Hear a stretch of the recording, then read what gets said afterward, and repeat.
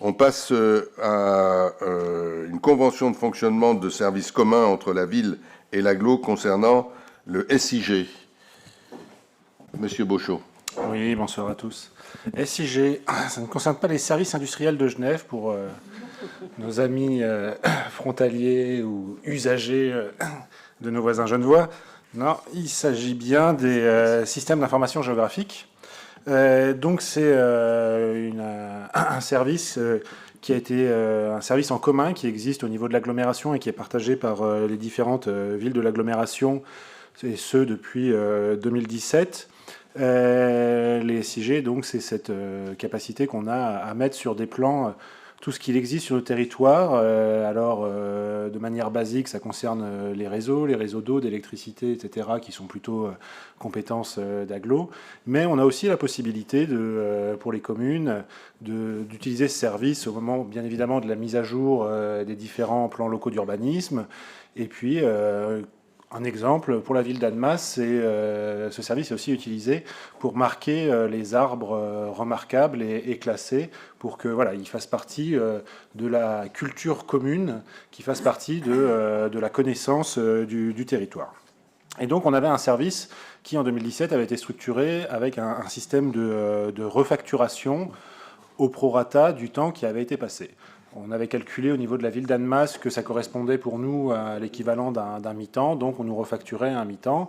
Et c'est un système qui, au fur et à mesure des années, est devenu assez lourd, puisque c'est un service qui passait beaucoup de temps à calculer la refacturation plutôt qu'à travailler sur le fond pour des montants qui étaient quand même pas... Enfin voilà, si on compte le temps humain passé pour des refacturations inférieures à ce temps passé. Donc voilà, il y a une réflexion qui a été mise en place pour faire évoluer tout ça et pour simplifier la méthode et être au plus juste. Et donc ce qui nous est proposé aujourd'hui aux différentes communes de l'agglomération, à l'agglomération et bien évidemment Annemasse, c'est de passer sur un nouveau système de facturation. Donc ce serait un forfait annuel qui serait basé sur une part fixe, puisque le SIG a une mission auprès de l'ensemble des collectivités qui implique de former chaque année un certain nombre de personnels communaux à la saisie de données, à l'entrée de données et puis à ressortir les informations. Et puis une part variable qui dépend de la taille et des besoins des collectivités. Et là, il y a 3 cas qui ont été distingués. La première, c'est Annemasse Agglo, qui a le plus d'utilisateurs, puisque c'est la collectivité organisatrice pour beaucoup de réseaux, et donc qui sollicite énormément le SIG.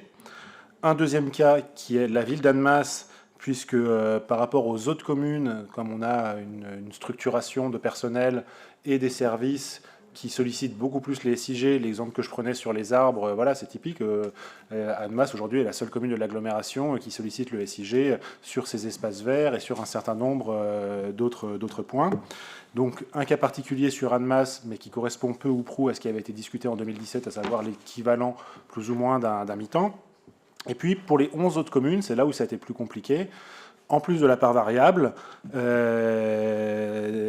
comment est-ce qu'on détermine les besoins? Si on prend la superficie de la commune, c'est pas juste. Amby est la plus petite commune des Deux-Savoie, mais a énormément de réseaux. Lucinge est une très grande commune, mais n'a pas énormément de réseaux et de points à faire figurer sur les SIG. Et donc, il a été pris en compte une quote-part, un ratio sur la base d'une part de la population et d'autre part du linéaire de voirie, puisque c'est autour des voiries que s'organise l'immense majorité des réseaux. Donc voilà, il a été considéré que c'était ainsi que c'était le plus juste. Et on obtient ainsi le tableau qui est dans l'avenant à cette convention de mutualisation SIG que nous avons, qui reprend le total qui pourra évoluer dans les années suivantes en fonction de ce qui se passe. On repassera en conseil municipal si c'est nécessaire, où vous voyez le forfait que doit payer chaque année les différentes communes, donc en fonction d'une part fixe et d'une part variable liée à leur particularité territoriale. Pour certaines communes, petites communes, ça fait une augmentation en termes de pourcentage qui est important, mais dans l'absolu qui est voilà, assez négligeable, en tout cas qui est assez acceptable, beaucoup plus acceptable que d'avoir un propre service SIG en interne qui doivent se former, mettre à jour leurs données. Et on voit que l'agglomération garde quand même la part de financement la plus importante, avec plus de 86% du financement. Et donc pour la commune d'Annemasse, on arrive à un financement à hauteur de 6%.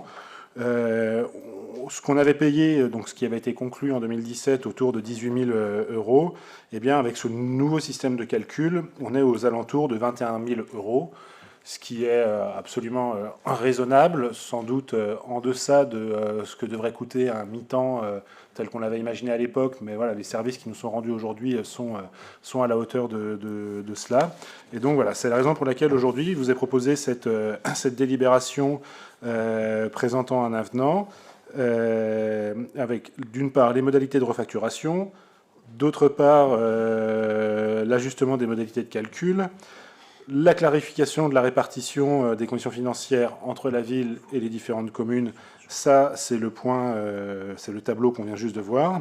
Et enfin, un dernier point sur le pilotage et le suivi, avec un assouplissement des instances, mais un travail qui est fait avec les directions générales chaque année pour faire le point sur cette convention et sur ce service aujourd'hui qui est réellement en commun et dont voilà, la plupart je crois que toutes les collectivités et les services se félicitent d'avoir aujourd'hui cette structure qui est extrêmement importante, que ce soit d'une part dans la projection, dans le développement du territoire, mais aussi dans des petites choses quotidiennes, comme je le disais, sur les arbres. Je ne vais pas tout reprendre, puisqu'on a déjà passé beaucoup de temps sur des choses moins importantes. Et donc, vous demandez d'autoriser Monsieur le maire ou son représentant à signer cette convention. Merci. Merci. Est-ce qu'il y a des questions ou des remarques ?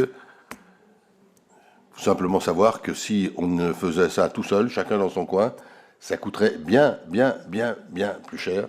Et que ça, c'est un travail de mutualisation extrêmement important fait dans le cadre de notre agglomération. Est-ce qu'il y a des votes contre, des abstentions ? Merci.